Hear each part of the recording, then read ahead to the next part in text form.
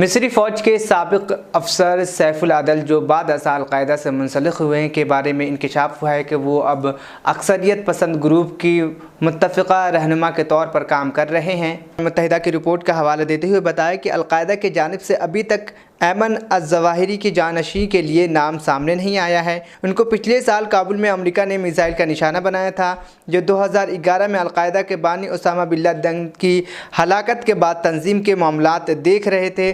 اگرچہ امریکہ کے انٹیلیجنس اہلکار نے جنوری میں کہا تھا کہ ایمن الظواہری کے جانشین کا معاملہ ابھی تک واضح نہیں ہو سکا ہے، تاہم اقوام متحدہ کی رپورٹ میں گروپ کی جانب سے ممکنہ خطرات کا اندازہ لگایا گیا ہے۔ نومبر اور دسمبر کے درمیان ہونے والے بات چیت میں زیادہ تر رکن ممالک نے موقف اختیار کیا کہ سیف العدل پہلے سے ہی ڈی فیکٹو اور بلا مقابلہ لیڈر کے طور پر کام کر رہے ہیں۔ امریکہ نے ان کی سرقی قیمت $1 کروڑ مقرر کی تھی۔ القاعدہ کے نیٹ ورک کے حوالے سے معلومات رکھنے والے ماہرین کا کہنا ہے کہ ایمن الظواہری کی ہلاکت کے بعد تنظیم پر دباؤ پڑا تھا کہ کسی ایسے لیڈر کو منتخب کیا جائے جو تنظیم کی نیٹ ورک اور مہلک آپریشنز کو چلا سکے۔ اپنے پیشرو برعکس سیف العدل کا معاملہ کچھ مختلف دکھائی دے رہا ہے، کیونکہ ایمن الظواہری ویڈیوز جاری کر رہے تھے جن میں خاص طور پر امریکہ کو دھمکیاں دی جاتی تھی۔ ماہرین کا کہنا ہے کہ سیف العدل نے پس منظر میں رہتے ہوئے حملوں کی منصوبہ بندی کرتے رہے اور القاعدہ کو دنیا کا خطرناک ترین گروپ بنانے میں مدد کی۔ سیف العدل پر 1998 میں تنزانیہ اور کینیا میں امریکہ سفارت خانوں پر بم حملوں میں کردار پر امریکی عدلیہ نے فرد جرم عائد کی تھی۔ ان حملوں میں 224 شہری ہلاک اور 5000 سے زائد زخمی ہوئے تھے۔ امریکی خفیہ ایجنسی FBI کے موسٹ وانٹڈ فہرست میں سیف العدل کے چند تصویریں بھی موجود ہیں، جن میں ایک بلیک اینڈ وائٹ تصویر بھی شامل ہے۔ امریکی حکام کی جانب سے بتایا گیا ہے کہ سیف العدل افریقہ میں ہونے والے آپریشنز کے علاوہ امریکی صحافی ڈینیل پیل کے قتل میں بھی ملوث تھے، جن کو پاکستان میں 2002 میں قتل کر دیا گیا تھا۔ امریکہ دفتر خارجہ کا کہنا ہے کہ سیف العدل ایران میں ہیں اور ریوارڈ فار جسٹس پروگرام نے ان کے بارے میں اطلاع دینے والوں کے لیے $1 کروڑ انعام کا اعلان کیا ہے۔ اس کی جانب سے سیف العدل کو القاعدہ کی قیادت کونسل کارکن اور ملٹری کمیٹی کا سربراہ بنا دیا گیا ہے۔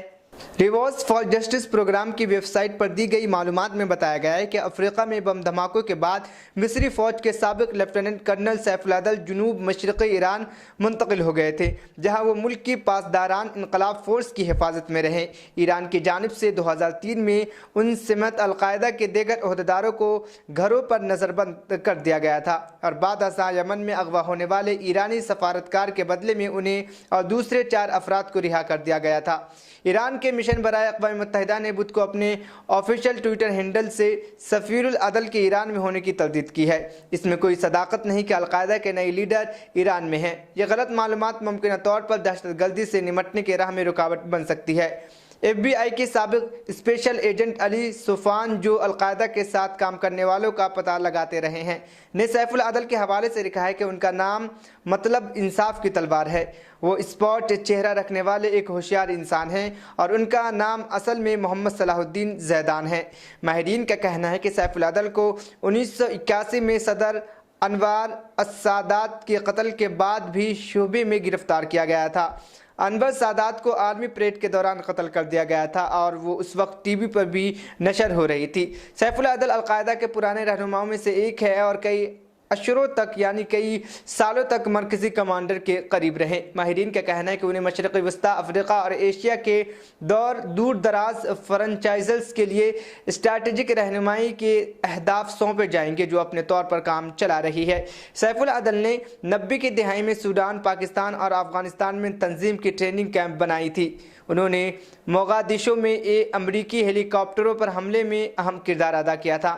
1993 میں ہونے والے اس واقعے میں 18 امریکی فوج ہلاک ہو گئے تھے۔ اس کے بعد صومالیہ سے امریکہ اور اقوام متحدہ کے امن فوج نکلنے کا سلسلہ شروع ہوا تھا۔ FBI کے مطابق سیف العدل انتہائی مطلوب دہشت گردوں کی فہرست میں شامل ہے اور ان پر امریکی شہریوں کا قتل اور عمارتوں پر حملہ کی سازش کا الزامات لگائے جاتے ہیں۔ Terrorism, its destabilizing activities in the Middle East and beyond. When it comes to other Al-Qaeda members, including those who are in Afghanistan, our message is twofold. One, to the Taliban. The Taliban has a commitment. It has made private commitments, it has made public commitments to uphold, that it not allow Afghanistan's territory to be used as a safe haven for those who would plot against the United States. Our second point is that we are prepared, willing, and able to take action ourselves if the Taliban is unable or unwilling to fulfill the commitments that it has made. I think you saw that perhaps most vividly late last year when the United States took out the then leader of al-Qaeda, Ayman al-Zawahiri, who was being provided safe haven in